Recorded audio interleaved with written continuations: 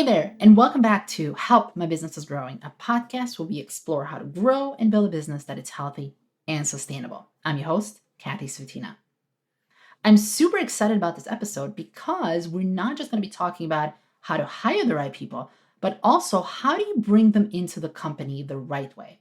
And once they are there, how do you manage them well? My guest on the show is Talmar Anderson. She has a lot of energy and she's super fun to listen to, as you're going to be hearing in just a second. But before we dive into the actual interview, I wanted to give you a little bit of a preview of the topics that we're going to be covering.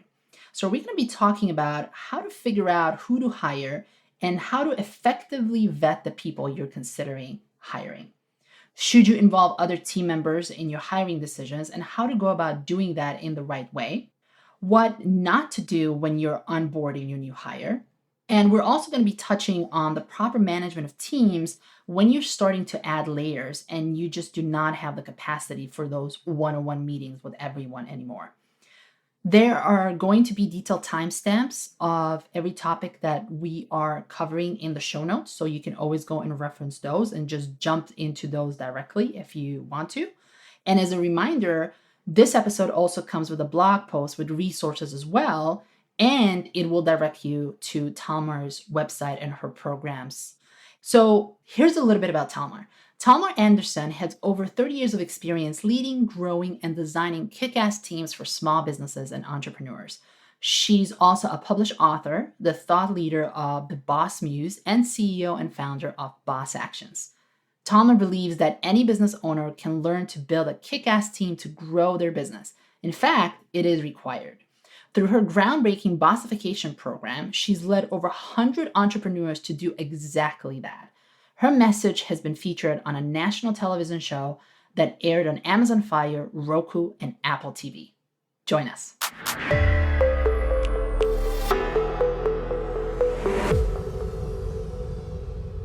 Welcome to the show, Talmar. Thank you. I'm so excited to be here with you, Kathy. Oh, I'm so excited you're here.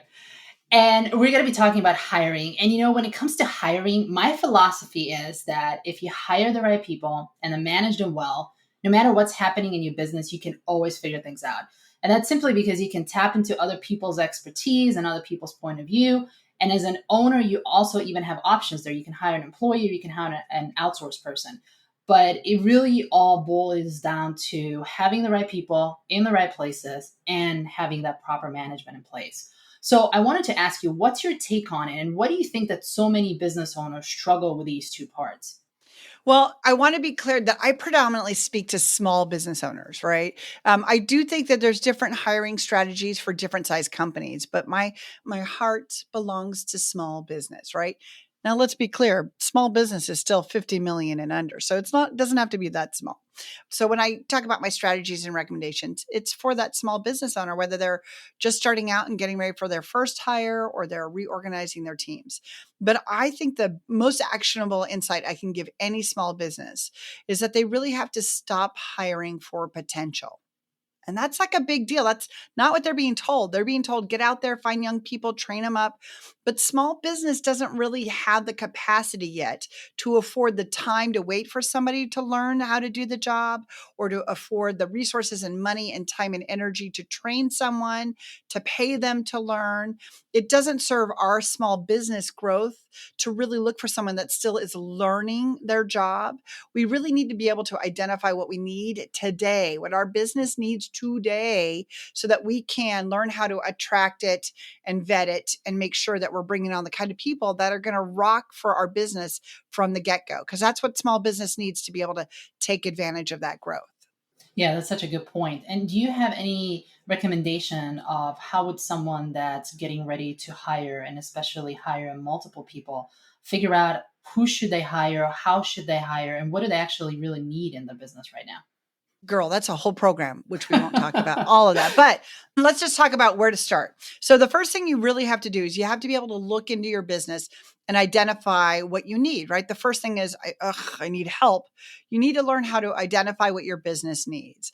And that can be a whole series of steps. And sometimes people guess, but I do recommend that taking the time to get clear on what your business needs is the only chance that you have for successfully hiring, right?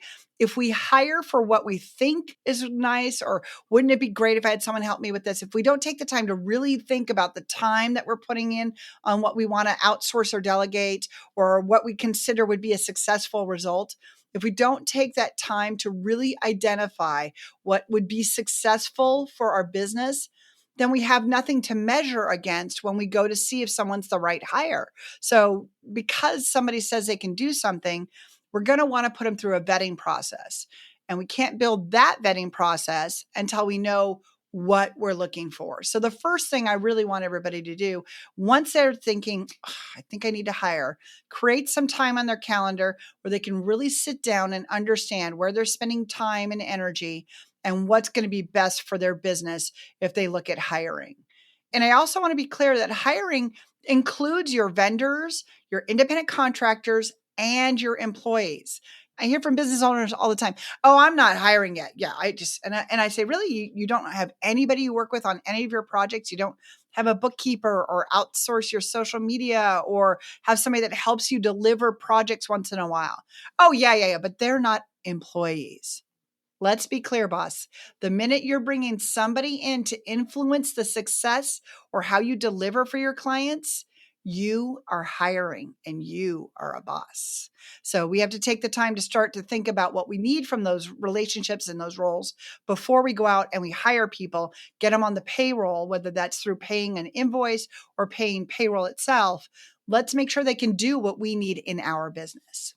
Yeah, and that's a good point. And I always also say too, you have to be proactive, not reactive, because it takes time, right, to find those right employees, to find the people that you really need, not just what you need in a business right now currently, but taking a look at where your business is going to be 6 months from now, a year from now, and Absolutely. thinking about what are the type of talent that I really need in the business at that particular point so that you can start hiring, start looking for those people right now.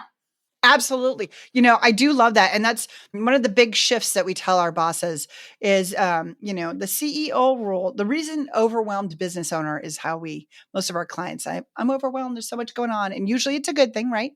We have lots of sales or potential sales, and we're just convinced the business could be so much bigger if we had the right people we could trust to deliver. So if that's the ideal, we're a little busy when we start to hire. So it can be, frustrating, but if we can take the time to create the space to really focus and do this correctly, then our role shifts into that thriving CEO. And what that role does include is always be recruiting, to your point, right? We're always, once we start to get clear on what the business needs, what the roles will look like, what kind of sales or projects need to come down before we trigger the next hire. We call it hiring triggers at Boss Action. And so we start to create these forecasting and these ideas of what our next steps could be, so that once we start to see those trends coming down, right? Our sales are trending up maybe, or we know that we're getting ready, a project's going to say yes. So we want to start that recruitment process. If we've been clear on what, say a great project manager is going to be, and we met one networking, now we can start giving them a call. I call it flirting, but it's business flirting, so be appropriate. And flirt and say, "Hey, so how are things going? Or would you ever consider looking for another gig? Because, let's have a conversation." That's not a full recruiting process. That's seeing if they're interested in a potential opportunity with your company. Then when they say yes, or if somebody refers you when you're ready, that still has to go to the front of your your vetting process. I always make the joke, if you're hiring your mom as a project manager, she has to go to the front of the vetting process, because you know her as your mom and you like and trust her as your mom, but you don't know how detail oriented she is about following up on things. You don't know how she is about inspiring other people to get their work done in a timely manner, which is oftentimes a project manager role, right? So we need to understand that even the people we think we know, and even the people that we get referred to, they still have to go to the beginning of your vetting process, which, if we've taken the time to identify our business, what it needs, learn how to attract the right people, right? Whether through our own recruiting or through, traditional employment ad placements in different places, then we can set all those people into our vetting process, which can be a repeatable process that's specific to your business and this role. So we have a reasonable expectation that they can do the job before we start paying them. And I'll tell you, There's some great people out there that want to work for you, and there's some people that are just going to lie to get the job. And having the confidence that you've really, turned over all the rocks and you've been really specific to you, what your needs are, gives you that confidence that this is the right person, and it gets to be exciting when you're hiring and growing. So, how would that vetting process look like? How, if you are getting ready to hire a couple of people and you know that you need that vetting process in and you're currently struggling with it, how would that look like? How would a successful vetting process look like? Girl, you're singing my talk because now we're talking process. I love a good I love process. processes. I Yes. know, I know, I know. So we created a program called Bossification. And the first thing we found is that most people believe that your vetting process starts with like writing an employment ad or a job description, right? Just trying to attract the right people. And then they're like, yeah, you got to ask the basic interview questions and don't even bother with reference checks because they're just going to send you people that like them. So how are we supposed to vet them? And so our program, we really specifically, after we've done the identifying, we've taught you how to attract the right person. The vetting process is pretty much the same steps in the same order for us, but it's always specific to the role.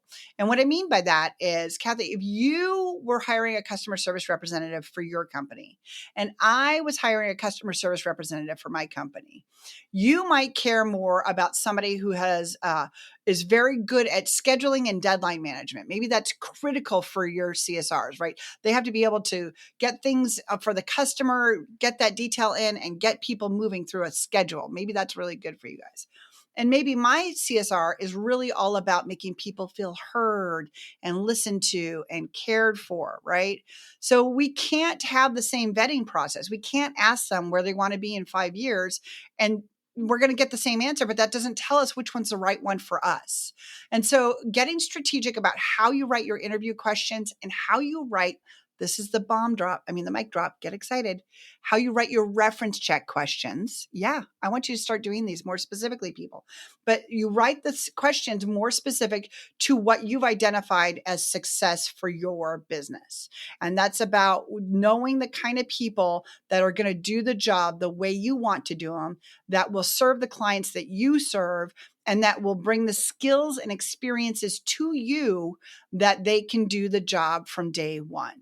And it's a lot of moving pieces, which is why we made the program. But if you can take the time to develop this for you, if not working for me, you can do this. But it's creating the time, energy, and the space to create a strong vetting process for every position you have, right?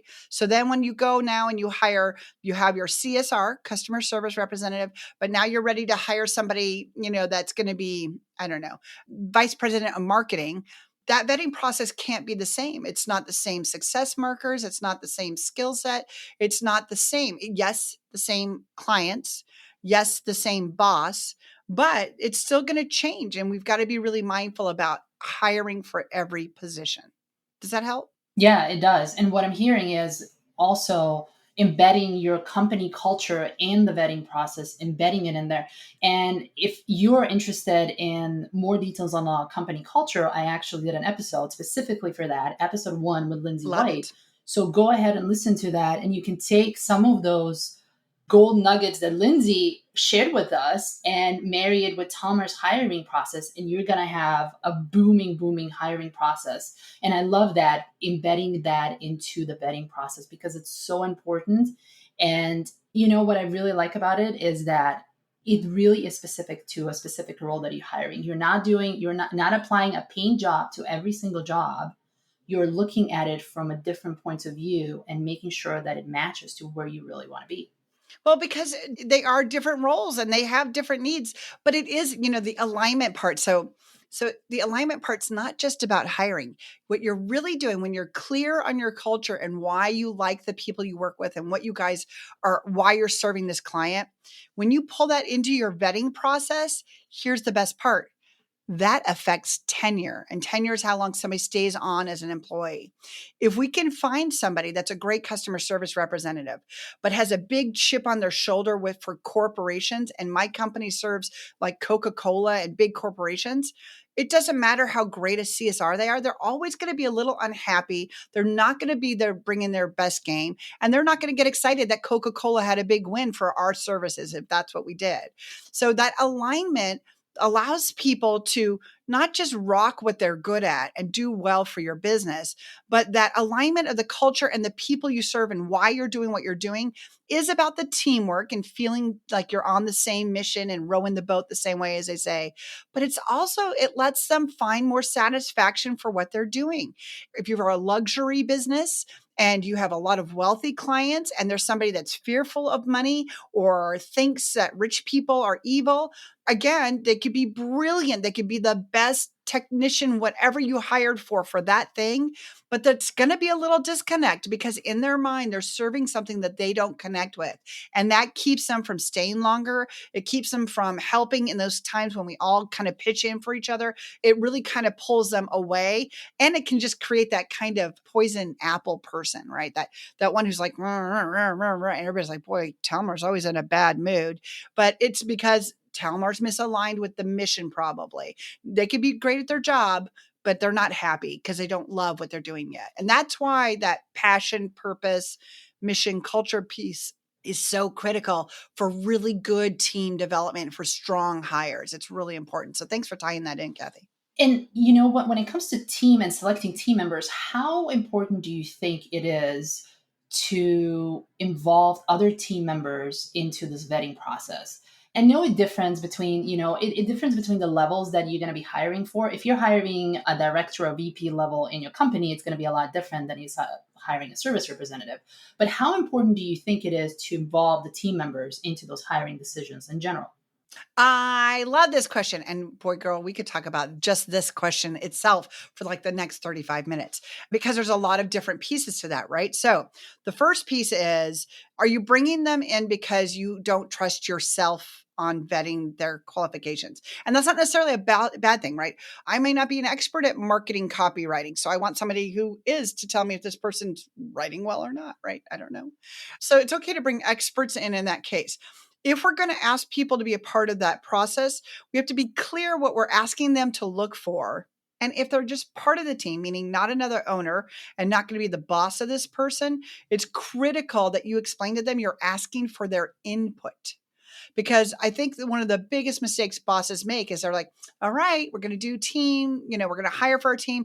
And I really want everybody's opinion. So everybody's going to get to interview them. And the truth of the matter is you've gone through the process. This is the best person. You're not bringing in somebody that they don't align with.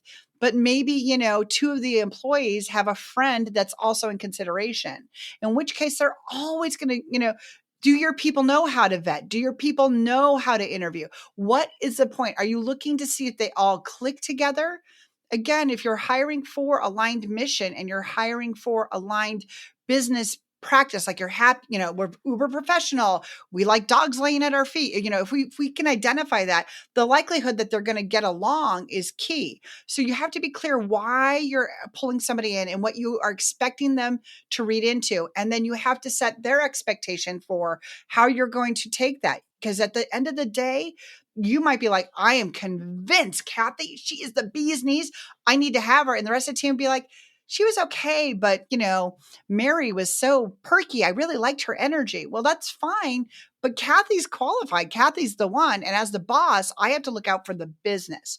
My job is to be the business champion. So if I am not the person that can stand, if I haven't set the expectation with the rest of the team, now I've created chaos. I pulled them into something and I took their opinion and I didn't set the expectation correctly as I will consider it in the totality of things. And now you've either offended them because they're like, she didn't even really want us. She was just playing us. Or you're spent defending yourself to your team, which is not a place that a boss should ever be. It should be, this is my company. I do believe it's correct.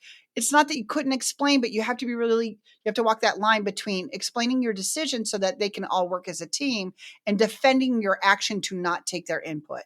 That's a different line. And that's part of that communication management that we work through with you in a bossification. So it's a sticky wicket. That's why I was like, depends. Yeah. And also, what about in situations when, if you have a growing business, there's so many moving pieces around and there's only so much time in a day. How about outsourcing, and I call this outsourcing it to your team, them vetting the person and then having these layers in place so that if a person, let's say they really, really love two people and you're the final decision maker, you can go that way too as well, right? Well, maybe do you know their vetting process? Are they asking them what their favorite M&Ms are, or are they asking them, what are the types of industries they've done their content writing for? So it sounds great, but again, you have to vet the people that you're going to trust in these positions as the boss at the end of the day, right? It's okay. You can learn how to identify what your business needs, develop the process and understand all that and outsource it to somebody on your team, but you want them to be hiring for your company, for your clients, and for your team. And if we outsource too much, they're going to build a great team, but it may not be the team that you and your business need. So we still need to get that boss, CEO, business owner involved in understanding the process and why we need to be clear on what success looks like so that we can step it through and you can hand it off to other employees to use the process that we know is going to build you your team. Did that answer your question? Yeah, it does. I Yeah. do love that. So let's say that we found the right person. They're the bee's knees, as they The bee's say, knees. Yeah, yeah. I love that. and we hire them. Now what happens? Now we have to onboard them. Yes. So how does that look like? How does a good onboarding process look Oh my like? gosh. Can I start with please don't do this? Yes, Okay, great. please. Please don't do this. Please don't bring your hiring on. You're overwhelmed, you're slammed. And you go, oh my gosh, Kathy, I'm so excited you're here. I've been looking forward for you to start. So you see that pile over there? If you'll start by just organizing that, that's going to be your desk. As soon as that's organized, let me know and I'll find something else for you to do. Because you know what they just decided? I'm going to be looking for a job in 6 months. You are expecting these people to start working with you. If you don't take the time and energy to make a plan and understand how you're going to bring them into your company, prepare what they need to be successful from, when they're starting. If you need an extra week, push the start date to the right date so you have time to prepare. It's inexcusable to hire somebody to come in and rescue you when they need to know from you how to be successful in your company.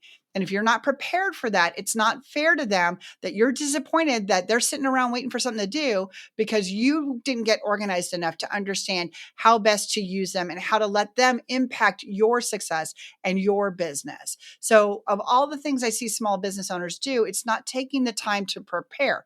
Now, if you don't know what to do, you don't know how to do it, bossification, our program, find a business coach, go to the SBA. It doesn't have a lot of stuff, but the Small Business Administration does have some resources on how to start onboarding that you can get to for free. But if you know you want to learn a process, they're out there, but you really need to prepare for them. You need to think about where they're going to sit. And again, whether that's remote or in person, you still have to have a plan.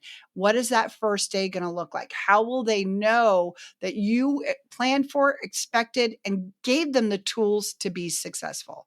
And that's the thing I think that people underestimate, because that first day they're going home and they're either like, I can't wait to rock it for this person, or they're like, we'll see what's going to happen. And that's where the tenure of people who do jumping, right? Sometimes it's not their fault. Sometimes it's bosses that aren't organized, ready, or haven't taken the time to at least try to have some kind of a plan, right? You don't have to know everything yet. You don't have to have all of your SOPs completely done. It would be helpful. SOPs are standard operating procedures. That's how you do what you do. You don't even have to have the whole policy manual done yet. I get it. We're starting to hire when we need it, but we do need to have a plan for how am I going to teach them the vocabulary, right? In my company, we say things like boss specialists and bossitude, and and then teach them the bossification. I like the word boss. We use it a lot.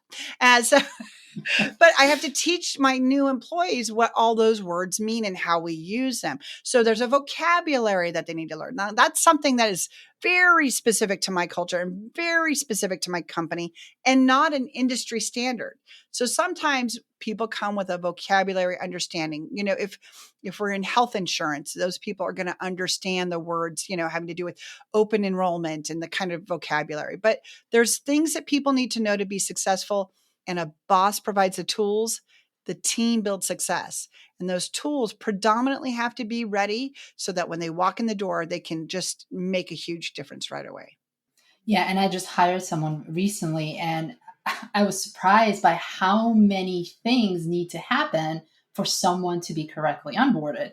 It wasn't just, here are our tools, go have fun with it. It had to be a structured procedure of Where do you find things? What are a policy? What is a code of conduct? How do you ask for vacation? What happens if you make a Communication. mistake? Yes. How do you communicate? How do you communicate with me, with my clients? All of these things. And I mean, at the end of it, I was surprised of how much needs to happen. And what do you think are the minimum things, the minimum of the minimum documents or the process needs to have for this onboarding to be successful? It is going to depend on the skill set. I'm sorry, the experience level that we're hiring, right? A more experienced person needs less from you, but will expect more process in the background, if that makes sense, right? Because they know what you need and they've had it in other companies. So if they walk in and your CRM system, your project management system isn't being used, or you don't have one, and that particular kind of role has had it in the past, they're going to be like, where do I put the work? How do I know when you want me to do stuff? So I think the minimum that you would need is, I think you need to have a training schedule, right? Calendared time. You know they're coming again. This should not be expected. You should be calendaring time where they're training with you, or they're training with companies you work with that they need to learn from, or with other employees. You should have that laid out. You should have management meetings planned, right? When you're doing one-to-ones, when you're doing team meetings, should all be on their calendar the day they start. They should not wonder when they're going to talk to you. But the other thing I think you need to really be clear on is how to do the job. Let me tell you, girl, I want a job description. The first day, I want, and again, this is not a procedure manual. It's not we walk in and turn on the lights, although you may teach them that. That's not on your job description. A job description, when used correctly, is a management tool. And so the very first day, we take out our job description, we turn it, if we're sitting across from each other or we're sharing it on the screen, and we go line by line. And this is where you, as the boss, get to tell them how to be successful. Because if we don't tell them what that line means and what it looks like for us and what we expect, maybe they get it, maybe they don't. But if what we say is, weekly meetings with the principal of the company, you let them know that weekly meetings with the principal, that's me. I'm the boss. I'm the main person. And we're going to do those on Tuesdays at 10 a.m. You should see it on your calendar. If you don't, let me know. But we're going to commit to being there for each other, and we're going to do those no matter what. Now let's go to line number 2, right? Follow up with all your customers by, the end of every day. We have a protocol that we always contact our clients back in the same day. Yes, after 4 p.m., if somebody emails us, you're allowed to bring it as your first call in the morning. But we contact them even just to say, hey, I got this. I will follow up with you tomorrow at 10 a.m. We always respond in the same day. Whatever your protocols are, you have to explain that. And then you say, Kathy, do you have any questions on that? Do you think that, you're going to be able to make sure to check your email before you leave every day? And you ask for your new employee to buy in. By buy in, I mean understand and accept. And if they're like, yep, I can do that, I don't have any questions on that, then you go to the next line. You do that. If you use a job description and you give them the space to understand, and you really clarify what that means to you, because we have to understand what daily emails means to me, because maybe for some people they're like, well, it's not 24 hours yet, so I have until 3 p.m. tomorrow to get back with them. That's not what I mean here, right? So we have to be clear in our communication. We go through the success, we give them access to ask us questions and understanding, and now we can reasonably expect them to do the job. But if we don't ever actually walk through that job description and they're like, yep, you're going to answer the calls, you're going to enter it in the system, and you're going to help us, schedule that. Good luck, right? Here's how you use the computer system. That's not really telling them what success looks like. Is it entered the same day? Do we write it on Post-it notes and then have to get those in, right? How do we do it? And taking that time can be really, really helpful. In job description that we're talking about right now, it's not the same job description that you would be using when you're hiring, when you're posting it to Ah, get the people in, that's correctly? a different document. That's excellent. Oh, I love you, Kathy. So job description is a management tool. And again, we started that. We'll talk about more about that in a second. The employment ad is not the exact same structure. So the thing you need to remember, an employment ad is about attracting the kind of people that want to work in your company, with your kind of clients, with you as a boss, right? You can make jokes about yourself, right? My ads will say something to the effect of, if you can keep up with a fast talker and it doesn't give you a headache, then you're not going to mind this job or something to that effect, because I speak quickly all the time. And that's my workflow. And that's what I like to do in my company. I'll slow down. Yeah, this is the slow down version for interviews or speaking or with my clients. But when I'm in my team, I want to go as fast as I want. And so that's part of my vetting process. But I also just put it out there in my ad. I put out the warts. I want them to know if we work long days, but we take long vacations, right? If we, have dogs in the office, but, we start very early, put it out there so that people can really self identify and use it to attract the people that you want to work with. We're an award winning company, right? People who value being part of an award winning company are now more likely to apply. People who, whatever that is, just attract them. So employment ads are about attracting the person. They're similar, but not the same. The job description is about letting people know how to do the job successfully. After you've used it as instruction, you can go in and you can hold them accountable to that. Because we told them, if you do this, you get to go home and sleep and know you did the job. If we have to go over 2 or 3 things here, you're not doing the job. And let's talk about that during a performance meeting. So now that we've hired the right person, we onboarded them, how do we manage that person?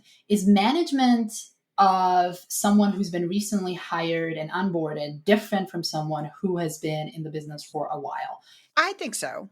Yeah, I do that the same thing with my company as well, is because I know that the person who has been with me for just a little bit, they need a lot more hand holding. They're going to have a lot more questions. We're going to need a lot more check-ins, a lot more meetings. So building that into your management structure, I think it's really important, because that again ensures the tenure of your employee as well. I agree. So I would love for you to talk a little bit about that, and how do we manage these employees well, and how does that look like?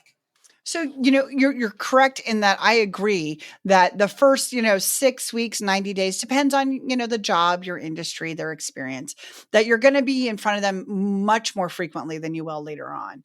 But I think that it's a false belief that you don't need to check in with your employees because you see them every day. Talking to the boss, yes, you're a lovely boss. Everybody's nice. I'm sure you're a very approachable person in your mind. However, you're the boss. You're very busy. They don't want to interrupt you. They're worried you're going to think badly of them. It is critical to consistently have with all of your employees one-on-one meetings on a regular basis. And let's be clear, a one-on-one meeting is not about the work. It's all about them. A one-on-one meeting, whether weekly or monthly, is about you talking to your employees to find out what's working with them and what's happening with them and how they think they're doing and what you, boss, can do to help them be successful. It's not about you telling them what they didn't do wrong. It's not about you telling them that they need to do this other new project. That's not what these are about. And so if you're using your one-on-ones correctly, whether somebody's been with you for 10 years or they've been with you for 10 minutes, you're going to know exactly how they're doing, because you will create an agenda that allows you to listen for patterns in what they think is successful or challenging. And it allows you to be more quicker about responding to issues that may be coming up. So we just, even though the people have been there, please don't think you can't have meetings with them. You really need to be in front of them because their priorities will change, right, Kathy? So people come in that first day and they just want to be the best possible boss they can. But life changes and their priorities change. And somebody who was a rock star for 18 months all of a sudden isn't showing up. And if we're not having one-to-ones and we just try to start them now, we won't know what's different. If we don't have something to measure against how they showed up in those one-to-ones to now how they're showing up, we really can't say, hey, I've noticed, because we didn't until they were underperforming. And how do those one-to-ones look like? Is there a good structure to them that people can follow so that they stay on the agenda, but they also give space to the employee to talk about what's on their mind, what's going on in their life? Absolutely. So it's funny. The usual question I get is, do I have to listen to them talk about the cat being sick? Yes, you do. But it's because you're asking them to care about your business and your clients. So, yeah, you have to reciprocate by giving a little caring back to them about whatever they care about. So, I do love in a one to one allowing the time on your calendar. Even if you could get through for 15 minutes, it should be a 30-minute. If you can get through it in 30 or 45 minutes, it should be an hour. Always allow for more time so that you guys can talk about the last movie that came out or the flat tire, or, there's nothing more damaging for the boss employee relationship than a boss that is like, yeah, I totally want to hear that. But first I have to tell you all the things I need for you to do in my business. We all agree that they're being paid to do that. But if we want them to care about that, we have to care about the things they care about, at least on some level, right? And you may not care about cats, but you care that your employee has something that's making them sad or upset. And so you want to give them the space to tell you about that and let you know so you can be compassionate, so you can follow up. And so if I come in the next day really crying and I was telling you that I was going to the vet and I was worried it was cancer for my cat, you're probably going to go, not good news, and let me come in and talk to you. I mean, a great boss would, even though, you are like, I'm not really a cat person. It's not about the cat. It's about that you have a human that you're asking to care about your business. That is something they care about that is hurting them. And you have to reciprocate that. So an agenda allows for space, but I like to ask the same questions over and over again because I want them to know what I'm going to ask. I'm going to ask them what's working, what's not working. I'm going to ask them, if they have questions on anything they've been assigned. I'm going to ask them if they need anything. This is all about them telling you what's going on for them. And it shouldn't just be personal. It should be predominantly business and keeping them moving through the questions. But you do want to allow for that space to, build your relationship further and deepen it. And how about in a case when your business is really growing and you have 20, 30, 40 employees at this point? Mm-hmm. How would you schedule these one-on-one meetings? Would you do Ah, them quarterly? Would you do them weekly? I mean, it's impossible because if you have 30 employees in your business for 30 minutes each, that adds up to a lot of time yeah, in but these now we're one-on-one talking about meetings. scaling, baby, right? This is my favorite part. So there's something in emergency and crisis response teams. There's something called span of capacity. And so the concept is you cannot be responsible for more than 7 people at any one time. Most would say 5 is actually better. You just can't be. And so as you grow your team, you will be starting to layer in the people that can handle those 5, right? So whether you split them out by workflows or departments or, colors, however we do want to split out our teams, if you have 20 people, they're likely not doing 20 separate things. There's the marketing team, maybe. So you might bring somebody to be over them in the marketing department, or there might be the customer service team. So you might bring somebody over that. And so as the CEO and boss, we start to scale that and create those structures so that we have people so that the people we touch, and I think most CEOs will press that 5 to 7 and to up to 9, but I think that gets a little chaotic. It's okay if some of those 9 are like vendor types, right? Like an attorney that you might only talk to a couple times a year or, that kind of thing. But you really want to have your 5 people so that all you're doing is making them successful, so that all they're doing is making their people successful. And so those other people can be successful, right? That's what scaling is about. It's about understanding where to break the workflows, where to build the teams, and where to place the kind of person that can help others be successful. And that's in and of itself defining a new need the business needs and attracting that person and the things that they should be bringing for success, and then vetting them to make sure they're going to be there for the people the way you want them to be there. That's what we call scaling on purpose. And what I've also seen work well is that you have the regular one-on-one meetings with your direct reports, and then every quarter or every couple of months, you have one-on-one meetings with employees who report to your direct reports, so that you still get that personal feel. They still have that Absolutely. personal feel to the boss, and they're not just there in the business. Absolutely. But be clear, when you get to 100, you're not going to be able to do that. When you get to 1,000, you're not going to be able to do that. So I think that, again, I don't say, hire and stay away from people. That's not it. But if you're really careful about the team you develop, I want to have faith that anyone that I have managing my team is managing the way I would so that they feel heard. Whatever I could give outside of sometimes just being with the CEO is exciting and fun. And of course, you want to give that to your people however you can. It is about knowing what your business needs. And if they need more time and energy, it can't always be the CEO. So you've got to make sure you've got the right team members doing the right job so that everybody gets what they need from anyone that's supporting them. And hear the difference here. The way that I talk about support people, listen to me, bosses, support is up, supporting down. I don't hire people to help me. I hire people for my business and I help them be successful. The difference is at Boss Actions, we say a boss provides the tools, the team builds success. And so as a boss, you have to make that shift to learning how to help the people be successful in the role so your company can grow. Because your job is looking out for the company and what the business needs. And you do that by bringing in the right people. I know, big stuff, right? Yes. I'm so Awesome, mean. I'm like, Talmar. don't.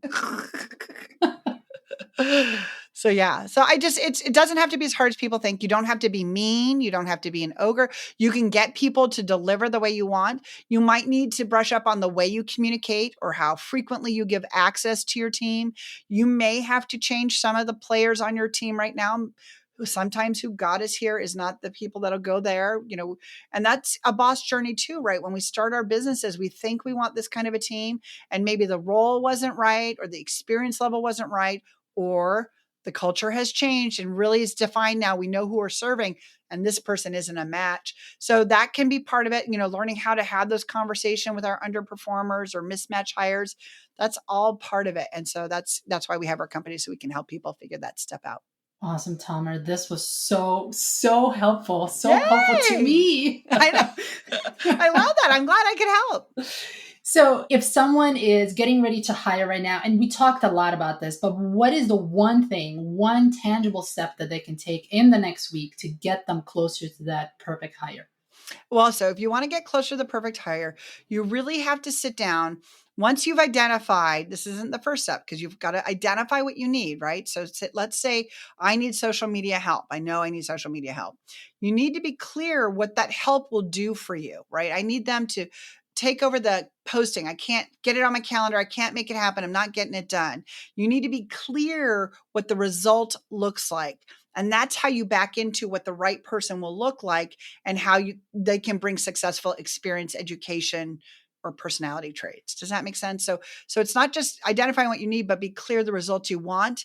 And that's how you have a chance at hiring the right person. Great. Thank you so much. Of course. I'm happy to help. So Talmar, where can our listeners get in touch with you?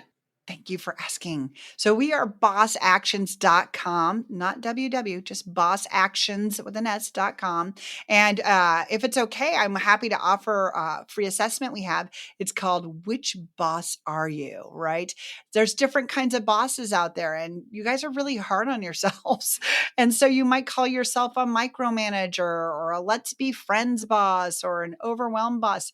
But if you go through this little assessment, it'll help you really get clear on the one that you're leaning towards, and it'll give you 3 actionable steps that you can start doing immediately to make a difference in how your team is showing up for you. So if that's okay, I would love to offer that to people, and they would just need to go to bossification.com/which-boss, which as in WHICH.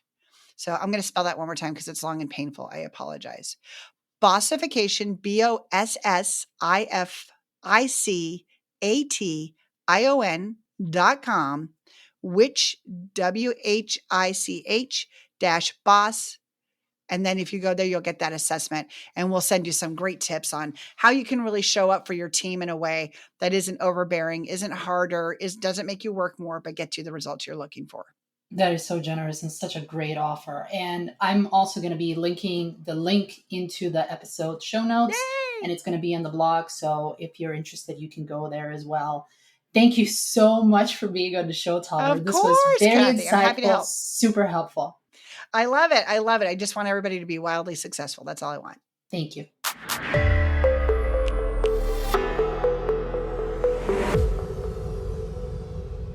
Thanks for listening to this episode. If you didn't catch the link to the resource that Talmar mentioned, don't worry about it. You can find it in the show notes of this episode, along with a link to her website and the programs. You'll also find the detailed timestamps of the show and a blog post as well. So if in the future you need a refresher on what we talked about, you can always jump straight to that section or, read about it.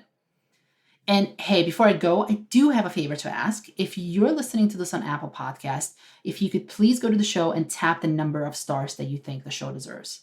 It helps other people find it and benefit from it too. Thanks so much. Until next time.